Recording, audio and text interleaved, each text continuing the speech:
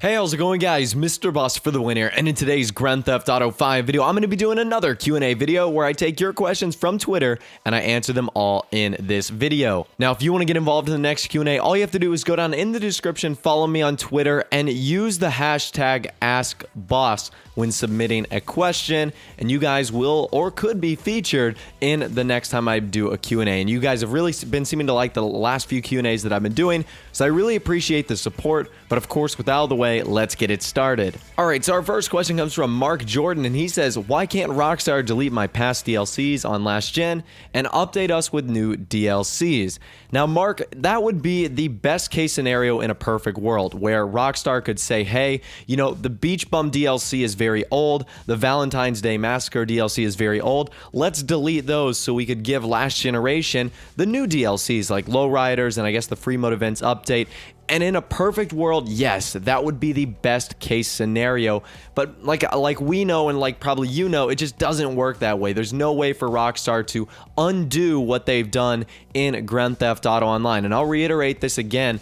I think that last generation is done getting new DLCs. I think they're going to be getting DLCs that they've previously gotten. So for example, the Festive Surprise, I think they're going to get the same content that was actually given out last year, which isn't a bad thing because there is some cool stuff there. But of course, if next generation or new generation does get that new stuff, like I said, I highly doubt it that it will come to the 360 and the PS3. So although your scenario is really cool, I just doubt Rockstar would be able to delete things they've already done in Grand Theft Auto 5 and GTA Online. Our next question comes from Seamus, and he asks a very simple question. He says, how can I get quick money in GTA? Now, Seamus, there is no like get rich quick scheme for Grand Theft Auto 5. I mean, there's certain things you could do in-game. A lot of things I recommend are like taking advantage of the event weekends that have been going on and probably will go on because there's going to be some sort of holiday update coming out soon. But more and more recently, I've been trying to find ways where you can earn money outside of playing GTA. And I've actually found another really cool program and app. I'll leave a link to it in the description. It's called FeaturePoints. And basically, FeaturePoints is a cool app that you can use on your phone where basically you download apps, you play that app for like a minute or two and complete tutorials on there. And the more apps you download in FeaturePoints, the more you're going to get as far as being able to redeem things like Xbox, PlayStation cards, Amazon cards, PayPal cards. That's exactly what I do. Like right before a DLC is I'll like download a bunch of apps and play them, and then I'll like just get like a $15 PSN card or $20 PSN card, and boom, I'm set and I'm good to go for the upcoming DLC or whatever the case might be. So there's lots of ways to do it in game, but a lot of them have to like grind missions and whatnot. So I prefer to do things outside of the game, like using FeaturePoints. I'll leave a link in the description if you want to check it out. It'll be the top link, as well as some instructions on how to actually get started. It's pretty easy. I've been using it for a few weeks now. Be sure to use my code as well when you sign up. I know it gives you guys a bonus and it'll give you a jump start as well. It's MrBoss. And that's what I'm going to use, and it's going to pretty much prepare me for whatever is next in Grand Theft Auto Online, whether that be Lowriders 2 or the apartment update or surely something with a Festive Surprise. And whether it's $1 million or $10 million, I know I'm going to be ready and be able to get all the awesome content that comes with those updates. Also, one last quick thing, it's iOS and Android only. I figure that shouldn't be a problem because most of you guys probably already have those devices, but I just wanted to let you know. Our next question comes from Lux1206, and they say, do you think there will be a map expansion where you could just go to the airport and fly to Liberty City or Vice City?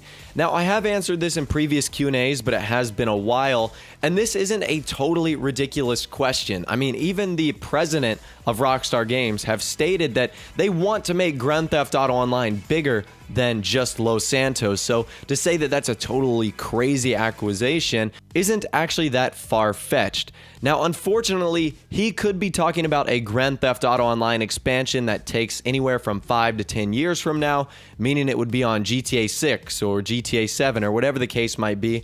But yeah, I think that would be amazing. Like I said, Rockstar built this beautiful airport in the game, and of course it was probably modeled after the real life airport in Los Angeles, but I'd love to see there be an actual purpose for it, like just hop into a plane or buy a plane ticket and you can go to Vice City or, Las Venturas or Liberty City. I think that would be amazing if Rockstar were somehow to create a Grand Theft Auto Online that expanded across all the Grand Theft Auto worlds that we've experienced so far. I really do think that would be amazing. I'm sure you guys would love to see that as well. So let me know in the comment section down below what you think about that idea, about going to the airport, being able to fly to like Liberty City, Vice City. I think it'd be really cool. If, of course, Rockstar could make it, one, functional and not just like totally break the game. So those are two hurdles they might have to overcome, but still, that's an awesome idea. Our next question comes from Daniel or Broclaw, and he says, do you think the Christmas update will be just like the Halloween update where they add a DLC and then just press a button?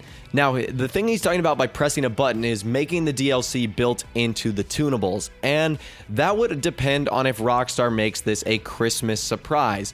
Last year, the Christmas update was the festive surprise, meaning they wanted to surprise people. If this is a just standalone Christmas DLC where Rockstar wants to build up the hype, then they might do like a newswire leading up to it, and it might be a formal DLC where you actually have to download something. However, if there's a big DLC that comes out before the Christmas update, for example, like the Apartments update or Lowriders 2, then yeah, I could see Rockstar sneaking that content in, and we could get a Christmas update very similar to a Halloween update, where when it comes time to Christmas time, they flip the tunables and it's added to our game. We don't need to download anything, and it's just simply added into our online mode, and that's it. So it would be a surprise, technically, if we didn't figure out about it. So it really just depends on the direction Rockstar wants to go with that. Lee Sparkle says, what new vehicles are you expecting to see in the upcoming DLCs other than the new Lowriders? So since you've eliminated the Lowriders, I'm guessing I'm going to go back to a few DLCs, Ill-Gotten Gains. There was a big focus on sports and supercars and sports classics in that update. So those are the three categories that I would expect Rockstar to not touch on in the upcoming weeks or upcoming DLCs, whatever the case might be. So I think they're going to avoid supers. Obviously, if we take Lowriders off the list, that's eliminating that. Sports and sports classics. So that would leave us with like muscles, sedans, trucks, off-road, anything in that category. I want to see some unique vehicles added into the game. As much as I love the sports and the supercars, I want to see some unique things that are really cool. For example, like the Coil Brawler, even though it didn't live up to the hype in terms of its potential, was still pretty cool in its design and theory. And those are kind of the vehicles that I really like and want to see from Rockstar going forward. And finally, our last question comes from Joshua Hanley, and he says, do you have high expectations for GTA 5 updates in 2016?